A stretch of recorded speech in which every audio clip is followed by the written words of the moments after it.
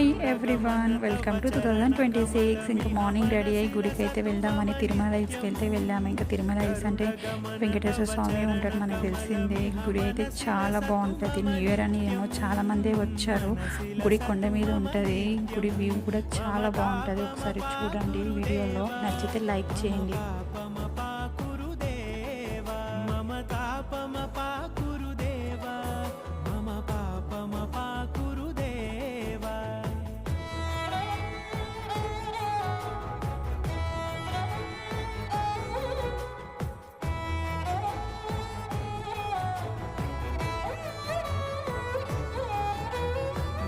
जनयन विधिनमुचिहरण मुख विबुध विनुत पद पद्मा जल जनयन विधिनमुचिहरण मुख विबुध विनुत पद पद्मा